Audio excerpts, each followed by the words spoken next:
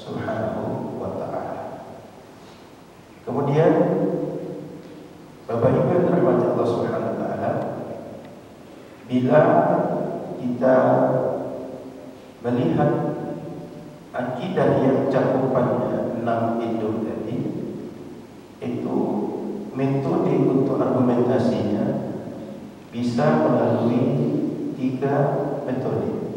Satu, al-hawasus salimah, hasil pencermatan indera. Saya tahu warna karpet ini apakah merah, biru, hijau, hitam.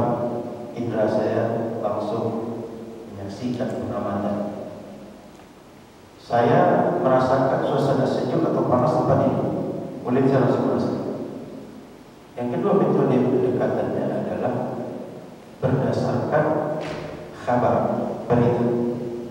Berita ini yang bisa menjadi dalil dalam akidah mesti berita yang valid, yang yakin.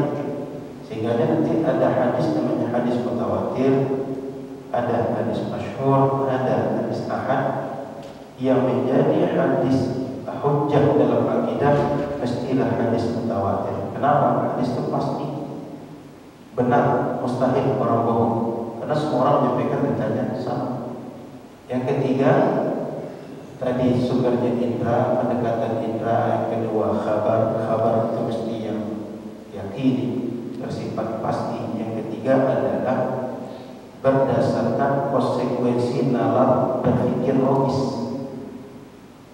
Bila ditengok kepada keadaan umat, kita dalam mengenali satu misalnya sifat Allah itu tak bisa dengan indra. Kenapa? Kita tak bisa dengan Allah langsung. Kemudian bila berdasarkan dalil Al-Quran dan hadis, kita bukan orang hafal 30 juz dan tidak paham tafsir 30 juz. Kita bukan orang yang menguasai ribuan apalagi jutaan hadis, belum lagi penjelasan dari hadis itu. Sehingga bila kita dipaksakan memahami agama setiap masalah dengan Quran dan hadis, kita yang tak mampu. Bukan tak mengambil Quran dan hadis, kita yang tak mampu. Karena kemampuan kita memang segitu. Maka yang paling ringan, yang paling mudah bagi orang awam adalah bagaimana memahami akidah ini dengan pendekatan dalil akli dan dalil nakli. Dalil akli semua orang sama, akal nalar orang semua sama. Orang beragama tak beragama nalar sama. Bahwa kalau saya bicara lalu muncul suara dua, orang akan yakin sumber suara itu pasti ada sumber. Ketika misalnya kita nampak ada air keluar, orang yakin hujan turun misalnya, atau ada jatuh air dari atas atau penuh tangki misalnya. Itu semua sama dalam kita. Ketika ada anak, orang yakin semuanya pasti anak itu adalah orang tua dia. Ketika dibandingkan umur, anak dan orang tua pasti orang tua lebih tua dibanding anaknya. Itu nalar itu sama semua orang, tak ada beda. Mau dia beragama atau tidak, agamanya Islam atau tidak, sama. Makanya pendekatan yang paling mudah bagi masyarakat awam dalam belajar akidah adalah menggunakan dalil akli dan dalil nakli. Nakli dengan penjelasan para ulama, akli dengan nalar setiap orang bisa sama. Kemudian Bapak Ibu dirahmati Allah Subhanahu wa taala, dalam kajian akidah ini kita merujuk kepada akidah Ahlus Sunnah wal Jamaah. Apa maksud akidah Ahlus Sunnah wal Jamaah itu? Akidah yang sesuai dengan keyakinan Rasul dan sahabat Rasul. Dan dalam perjalanan waktu yang menjadi representasi akidah Rasul dan sahabat itu adalah akidah yang dikonsep, yang dirumuskan oleh Imam Abu Hasan al-Ash'ari, yang kemudian dikenal dengan akidah Asy'ariyah dan pengikutnya dikenal dengan Asy'ariyah atau Asy'ari. Jadi kajian kita akidahnya Ahlus Sunnah wal Jamaah yang disimpulkan oleh Imam Abu Hasan al-Ash'ari atau Asy'ariyah, akidah Asy'ariyah. Sehingga kita dari awal jelas berada di mana, metode siapa, manhaj siapa, agar nanti tidak bingung. Kemudian pembahasan akidah Asy'ariyah ini atau akidah Ahlussunnah wal Jamaah ini pertama diawali dengan pembahasan di dalam kitab Jawahirul Kalim tentang muqaddimah akidah. Maka saya akan membaca bagian dari muqaddimah kitab ini. Kitab ini menariknya adalah metodenya model tanya jawab. Jadi ada pertanyaan lalu ada jawaban. Model tanya jawab ini biasanya lebih membuat kita berpikir, lebih terasa untuk ikut berpikir tentang narasi kita. Kalau Musannif rahimahullah ta'ala muqaddimah, katanya muqaddimah, wa tashtamilu ala thalath masail. Kitab ini pengantarnya, muqaddimahnya ada 3 pembahasan. Apa 3 pembahasan itu? Di antaranya tentang apa itu cakupan akidah Islam, kemudian apa itu makna Islam, apa rukun akidah Islam. Baru nanti masuk kepada isi pembahasan akidah itu sendiri. Soal pertama, ma makna al-aqidah al-islamiyah? Apa makna, apa maksud, apa arti dari akidah al-islamiyah? Al-jawab, al-aqidah al-islamiyah hiya al-umur allati ya'taqiduha ahlul Islam ay yajzimuna bi sihhatiha. Akidah Islamiyah adalah akidah atau keyakinan-keyakinan yang mesti diyakini oleh setiap muslim dengan keyakinan yang kuat. Mereka yakin kesahihannya, mereka yakin kebenarannya, mereka yakin kevalidannya. Artinya kita yakin bahwa Allah itu Ahad, Allah itu bersifat yang pasti ada, Allah itu bersifat yang pasti qadim, Allah pasti bersifat yang binafsihi dan seterusnya. Jadi akidah Islamiyah itu maksudnya keyakinan-keyakinan yang diyakini dengan kuat oleh seorang muslim dengan keyakinan bahwa yang dia yakini itu benar, valid. Lalu kemudian pertanyaan kedua, ma makna Islam? Apa arti Islam? Kita selama ini menyebut agama kita Islam. Saya muslim. Apa makna Islam?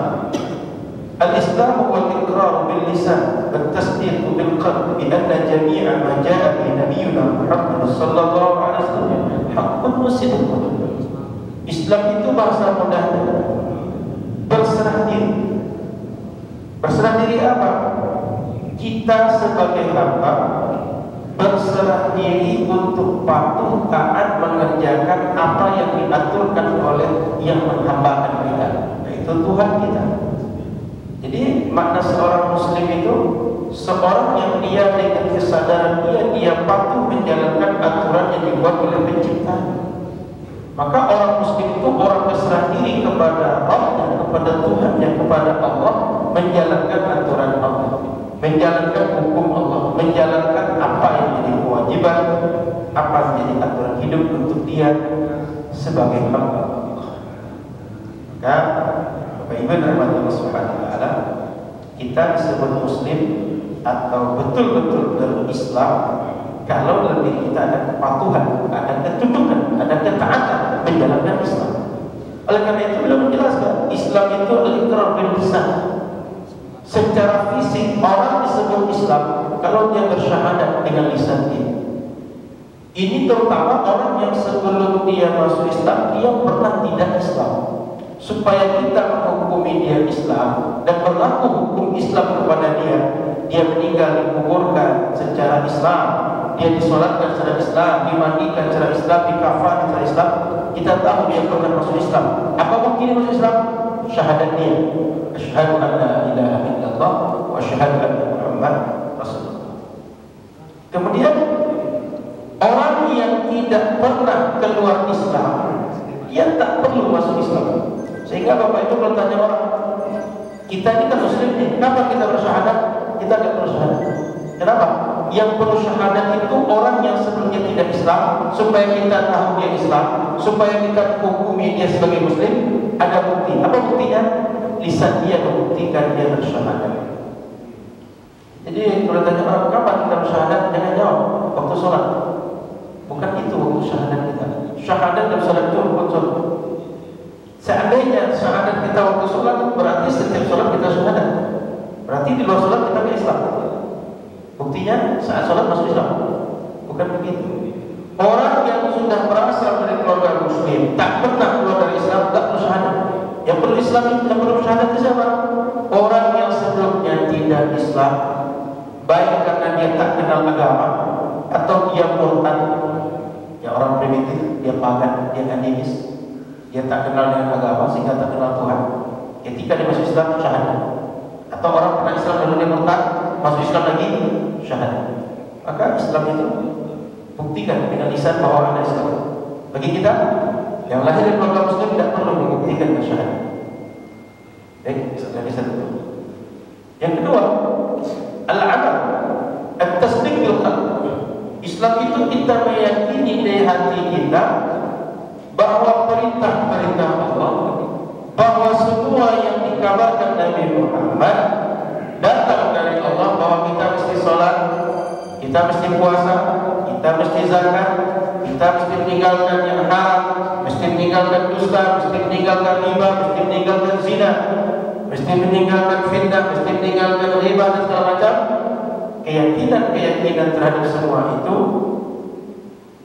baru kita sebut dengan muslim.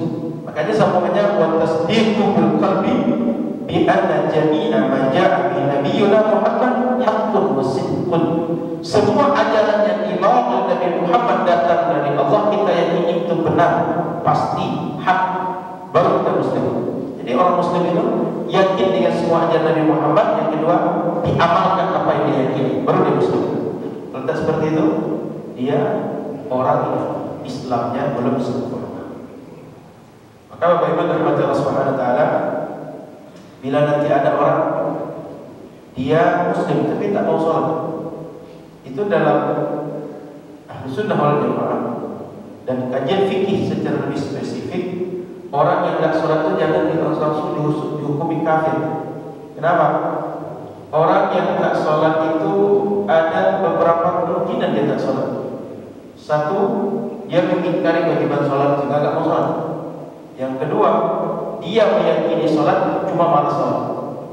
Dia yakin dengan sholat tapi nggak mau sholat. Dua ini beda hukum.